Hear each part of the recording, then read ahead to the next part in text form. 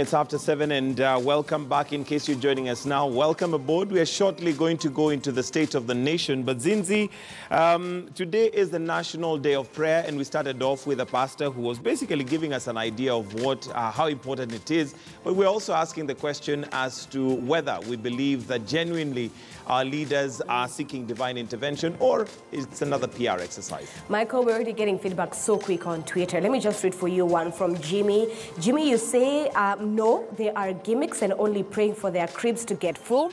It's annoying. I wish they would change, although not all of them are bad. Few have inspired us. And you know, the thing is, Jimmy says this, that they just want to get their cribs full. And it reminds me of the newspaper this morning, the spread on the Standard newspaper this morning. The assets that have been frozen from homes to cars, etc. It speaks volume about our leaders. It is rather unfortunate when, a good number of Kenyans feel that even prayer is something that basically is not being done genuinely, because I believe in prayer and I do not underestimate the power of prayer. However, it looks like not many Kenyans are very confident about that. You and I both, Michael, you and I. So before I can hand over back to you in State of the Nation, let us quickly give our viewers an update of stories making headlines at this hour. So President Uhuru Kenyatta has warned those implicated in corruption scandals to carry their own cross and be ready to go to jail alone. The president says that no one should hide under a tribal tag when the law catches up with them. Watu ambao wataendelea kucheza na mali ya umma, mali ya wananchi, wajue siku zao zimehesabiwa na ni shida watapata. Tumesema ya kwamba kutoka sasa hatutaki kusikia mtu akitetea mwenzake, ati mtu akiiba anasema ni kabila langu, ni dini yangu ambaye inadhulumiwa. Wewe uliiba peke yako, chukua msalaba yako peke yako. Au ni namna gani wenzangu? Na tumesema hiyo mali yote ambao watu wamechakua, tutahakikisha imerudishwa, ndio itusaidie kujenga barabara na kupatia watu maji kulingana na vile tulikuwa tumepanga. In other news, President Uhuru Kenyatta has taken a swipe at his deputy William Ruto over what he called early campaigns in his quest to become the president in 2022. The president spoke after an event in Eastlands on Wednesday. Hii kijana anaitwa Ruto, unajua kila weekend anatanga kila pahali. Atakuwa anapitia hizi machorochoro. Akiona kuna kitu inaenda kona mumwambie. Si namna hiyo? Si namna hiyo? Tuhakikishe kazi ya wananchi imefanyika. Tumekubaliana? Ni wangapi wamesema tuache siasa tuende kazi? Tuende kazi.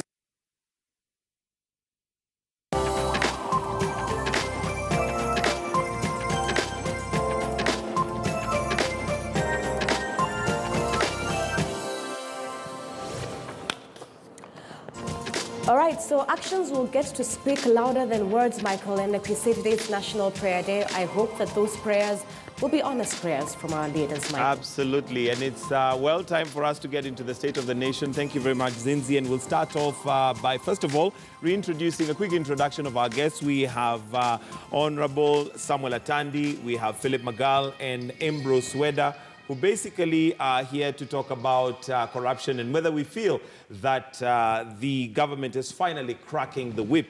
And let's start off, first of all, with the fact that today is the National Day of Prayer. I know, Ambrose Weda, you're one who, over the weekends, other than practicing law, you also look at the law according to the Bible, and once in a while preach. Tell me, do you feel confident? I mean, this National Day of Prayer is something that is done every year. Does it really make a difference, or is it just credit to the hotel where it is held and they end up with good profits, but nothing out of it? It does make a big difference. The last one last year I attended it. The preaching was very good. This year I've also been invited. If it was not for this being here, I would have been there already. First of all, let me tell Kenyans, our Creator, the Creator of the universe, says, leave judgment to Him. Let me not say your prayer is in vain, it is fake, it is what? Let us leave judgment to Him, and let us pray for this country, pray for our leaders. In the Anglican Church, we always pray for the leaders. Recently, I was in Singapore. And what was very interesting is that the churches were praying for the minister in charge of health. And they were praying specifically for him to find solutions to deal with the diseases that afflict the old people. Because that country, there are very many old people. And the prayer was specific to that and to the minister, and we were calling his name. Not generally we pray for the country. We say we are praying. Like now we'd be praying for the DPP, the Chief Justice, and we're saying, as we deal with the issues of this corruption, God, may you turn the hearts of Kenyans from stealing and greed so that they serve each other without necessarily seeing the big meat, the big pieces of meat, and crafting how to take away. Turn their hearts to serve their colleagues. So prayers are good. Because we don't know where we would have been had we not been praying, we think they're useless. But if God was to open to us and show us that it is because of your prayers that you are here, otherwise you are going to be there, we would have been very grateful. So each one of us needs to pray. And it is good that the president is in it. I believe and I trust that today Honorable Raila will also join, so that as the country also continues to heal, as we pray on issues of corruption, so that the hearts of man are changed. Because corruption, you are what you want before you become. You are a thief inside before you manifest it. So where do you change people? You change their hearts, their spirits, and then now you change their actions. We are on the right track when we pray as a nation. The skeptics, our Lord Almighty left for us hope, love, and faith. Never should any human being lose those three. All right. Hope, love, and faith. Okay, and we now have live images from the National Prayer Day as they prepare. It has not begun yet, but right here on KTN News, we certainly are going to be bringing you this as it continues, but those are live images of what's happening right now. And as I bring in Philip Magal, as we see what's happening on the right side of the screen, your thoughts, because, I mean, prayer without action may end up leaving us where we are right now. Yes, and or even in a worse place. Just quoting from the good book once again, like Father Abraham said, faith without work is dead. Prayers without sincerity, to me, leads us nowhere. We've been praying, we've always had this National Prayer Day. Kenyans go to church. But if we go to church on Sunday and on Monday we have our hands in the public coffers, it won't take us anywhere. To me, this is largely a PR exercise. Our leaders, men of faith, why are they then going there if they don't go to church with some level of sincerity and integrity in them? The same people that have been mentioned in scandals over and over again, the same people who've been mentioned in various vices within the nations are the ones who will show up there.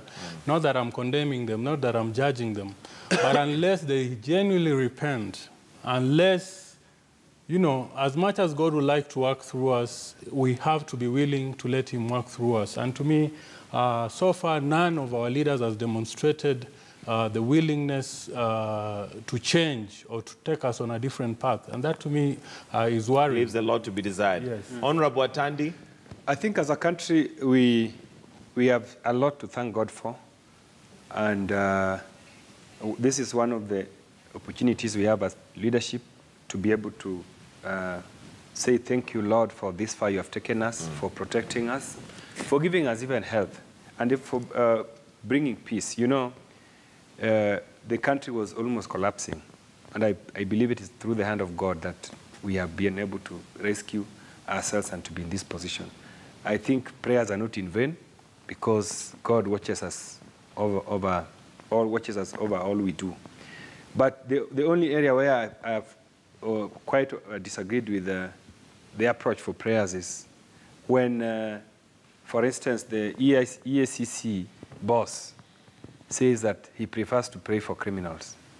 You know, we decided to appoint a man of God into a position of the anti-corruption, EACC, Anti-Corruption Commission.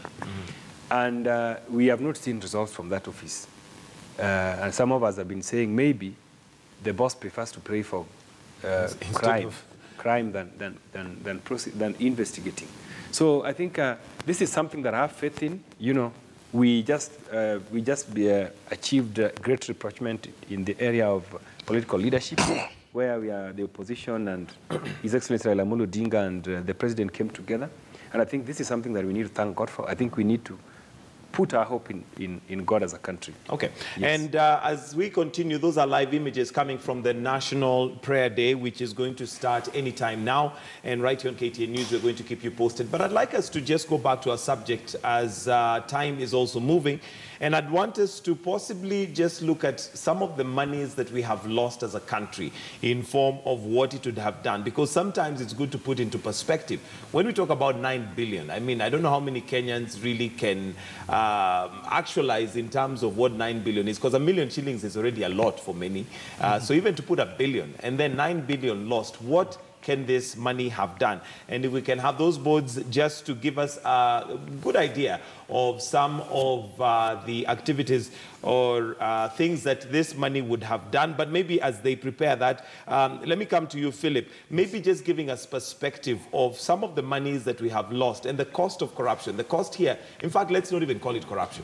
Because sometimes corruption is where there has been things done in a certain way to compromise the quality. But this one is now literally just stealing money. Yes, if we look at some of the amounts that for supplying air, that's not even correct. That's stealing. That is blatant theft. It's blatant theft. Yes. Maybe just to put into context what some of these monies would have done.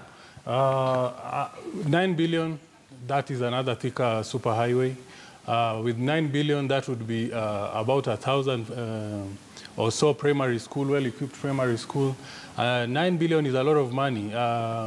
That going to farmers alone, I mean, the judiciary, the budget to the judiciary is about that 9 billion shilling, and would have our court system running.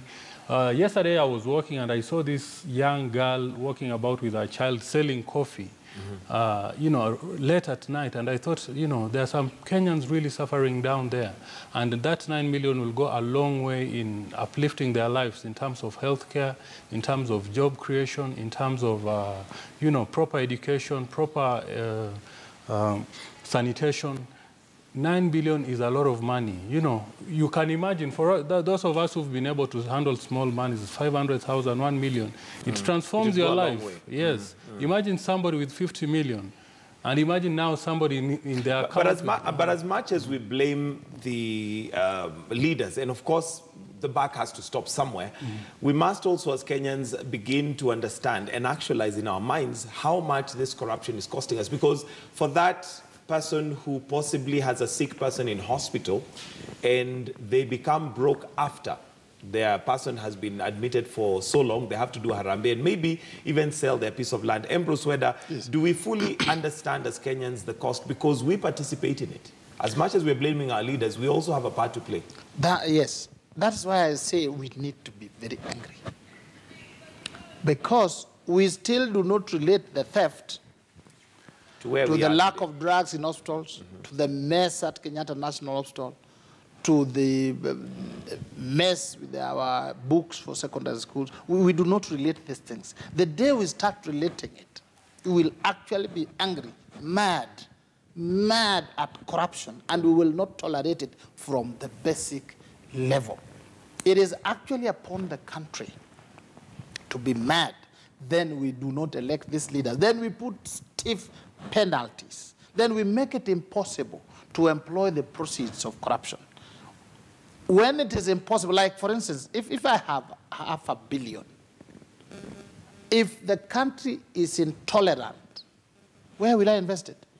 Where will it go? You try to do this building, you try to buy this one, they'll ask you, where are the sources of funds? Who is financing you? Just the other day, let's look at your practice. Which file did you do that gives you this?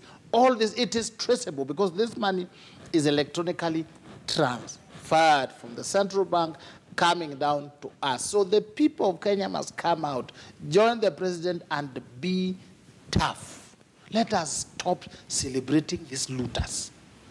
When we see them, we prostrate in front of them. We have made politics so difficult that people like Hon Atande here have to invest millions of shillings. You ask yourself, if let's say an MP earns $1 million shillings, That's roughly 60 million in 5 years. Why would he invest 30 million? What does he know inside there? Why would he invest 40 million? Which business is this that you invest more than what we are going to recoup? It is because we know it opens opportunities. So we must change. I saw in Singapore, some of those countries, they do not tolerate corruption. All right. And it requires us to get a big people. We expect you to carry the maize. Yes. And what would 9 billion do for your constituents? For instance, one classroom, I spend 1 million shillings to do one classroom. So 9 billion would basically build 9,000 classrooms. That is more than what I need. That probably would be maybe around 50 constituencies. You will be sorting out all the issues about infrastructure. I spend 20 million to give bursaries. If I would just give 50, then everybody in my constituency would go to very happy to the schools and probably get elected again. But what I wanted to say is that I think from where we have reached as Kenyans, we need to stop lamenting about corruption. We need to diagnose and understand how do we address corruption. Because, and I said, prosecuting a few people is not really is not the way we are going to end corruption. I was telling them that for corruption of that magnitude to happen, it cannot happen when big people are not involved. Big people are not aware. And when we talk about big people, who are we really talking about? We're talking about cabinet secretaries. For instance, you know the way government spends money. You go to Treasury and you find every PS is sourcing for funds. They are telling the CS Treasury that, look, I have this project which is urgent. Please release for me some money. The government does not have excess money lying everywhere. For money to be spent, it must be released from Treasury for a particular purpose. That's why I was even saying that perhaps what the DPP should do is to use these people, the people who received the money and did not supply, they need to be used as prosecution witnesses so that they can be able to help us unravel how is it that they got this money without supplying. So I have an issue with the approach that we are employing in fighting, in trying to address this NYS corruption. Let us get these people, like this lady who was arrested in Naivasha. This is not the way I look at her. I don't think she received all those funds. I don't think those funds were meant for her. Because I try to look at her, I'll try to look at where she lives. That residence, in my view, cannot cost more than 5 million. And where did the other monies go to? It means that this is a system. And if you want to see, I was keen to watch these people in court. They were not even perturbed.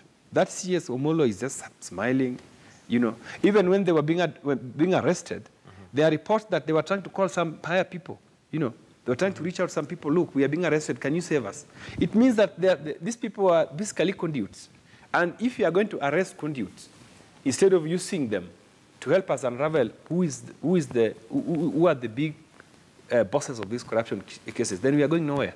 Because these people who probably received the money, they were just used. They received the money that they gave out. You know, even the assets that are being recovered, we are talking about 9 billion, and you are recovering cars worth 5 million, 3 million, and you're telling us that you're recovering assets. What are you recovering? You are recovering nothing. But maybe it'll just be a starting point. Maybe No. Let us get deep. And somebody said that because the DPP is moving swiftly, then maybe it's trying to address this. In fact, that moving swiftly is one of the problems we're going to face. Because I'm not sure that he's being thorough in the investigations. There's pressure on him to deliver, and therefore he's probably going to leave so many stones unturned. In the process, we are not going to find correct answers for this corruption for this. All right, let me come to you, Philip Magala, as an advocate. Like we had mentioned earlier, this money is traceable. You cannot tell me that this amount of money just disappears somehow. Yes. But where do we go wrong? Because it looks like it's by design that definitely the investigations are done, you know, in a hurry and in a way that is not conclusive, to a point where the judiciary have no choice but to dismiss the case. Remember, again, one of the effects of corruption is that it debases all our systems. We have corrupt prosecutors, we have corrupt investigators, and even probably part of the judiciary is corrupt as well. Now, the same money that was looted is what is used to compromise these individuals. The investigators are compromised to overlook some of the key pieces of evidence. It is very easy. You cannot put 50 million under your mattress. You have to put it into the banking system. And that is where the banks are really, that's why really the banks are on the spot. Once somebody has stolen a lot of money, even if it is a bank robber, he needs to put it somewhere safely. And their first port of call is, of course, the banks. That is why the banks are key in this. And once the money is again withdrawn, whoever withdraws it has again to put it into the financial system. The banks are keys. The banks have to tell us, have they been reporting to the financial reporting center? And the financial reporting center has to tell us, what has it been using those reports for? The evidence is there. You take the money, you buy a piece of land. Whom is it registered in? It's registered in some non-script somewhere in the village. That person has to be questioned.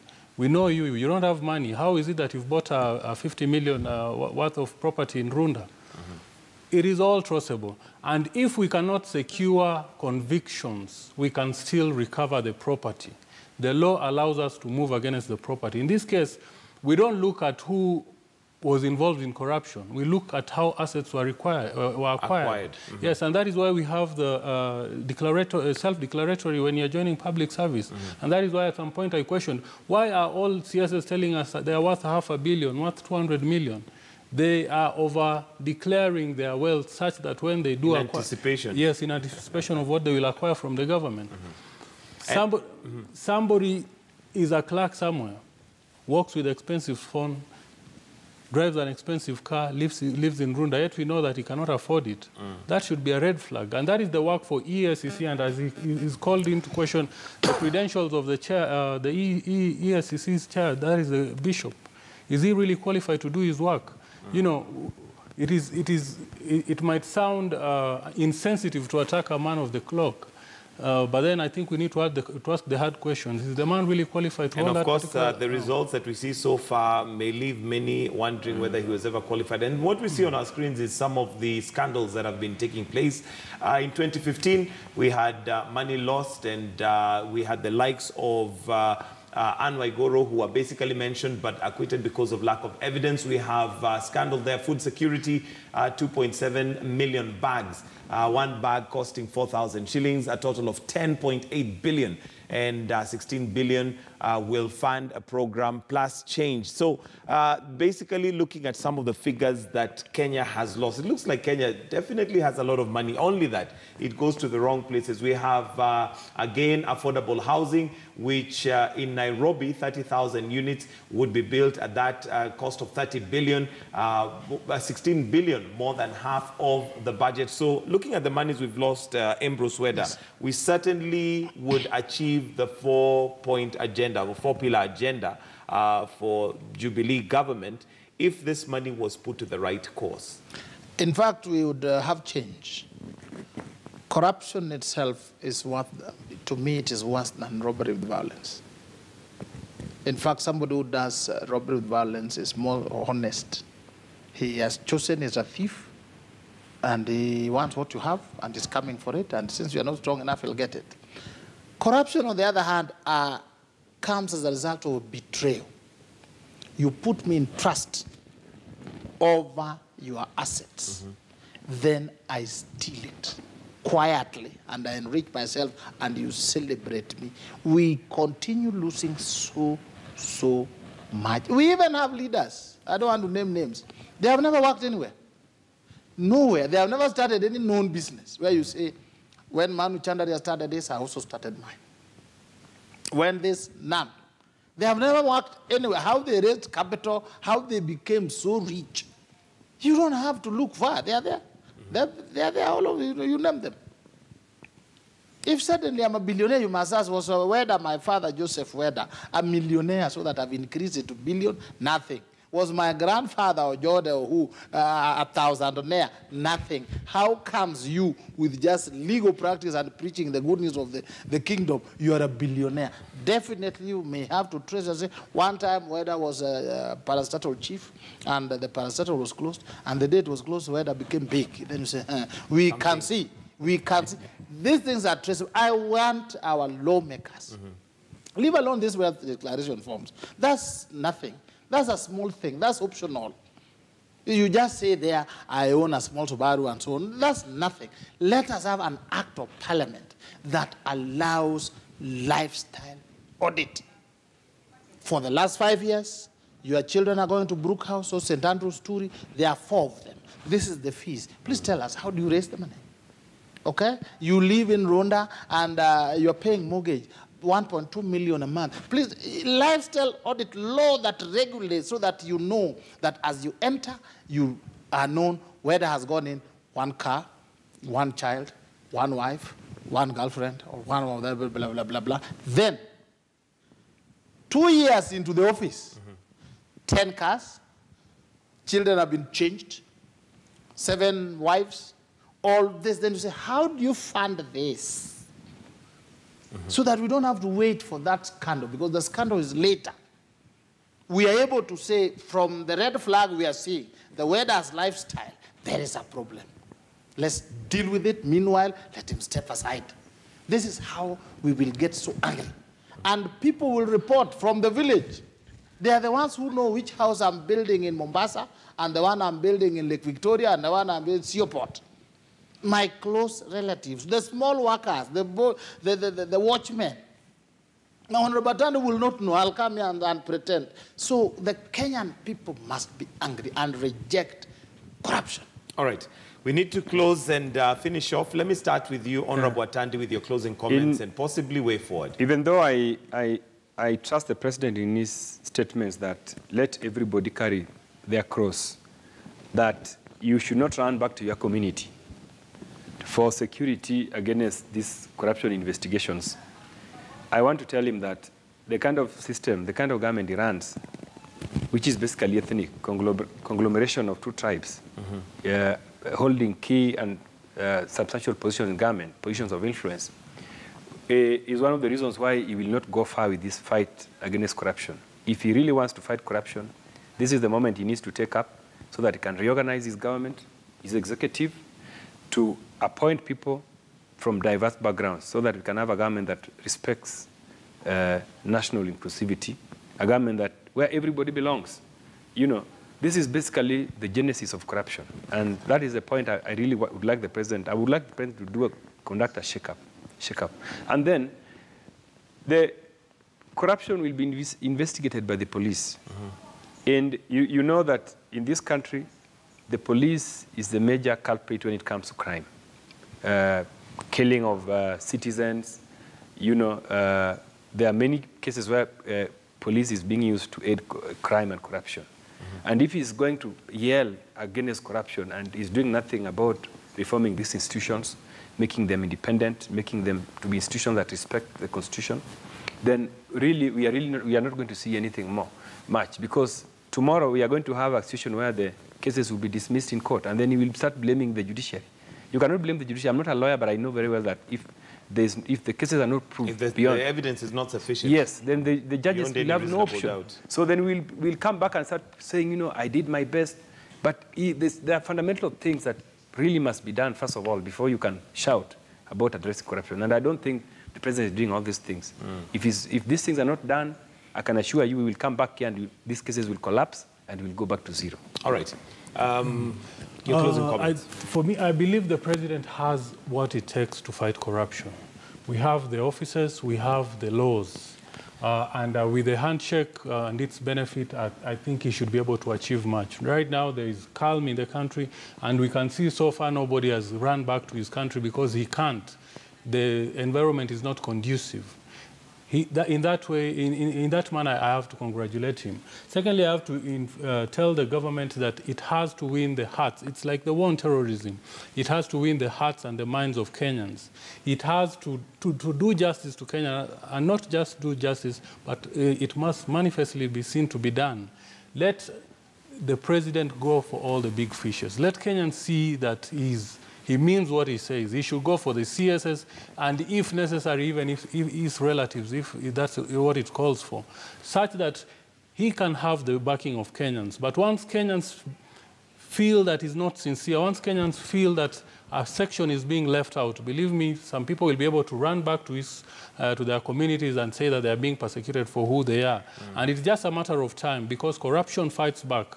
And we know that corruption has won over and over, and this time it might not be no exception. All right, Ebro Swede, your closing comments. We thank God for our beautiful country. I urge fellow Kenyans, please take a minute and pray for our country. It's a beautiful country. Beautiful people. Occasionally a few thieves here and there. Pray for their hearts to turn so that they serve.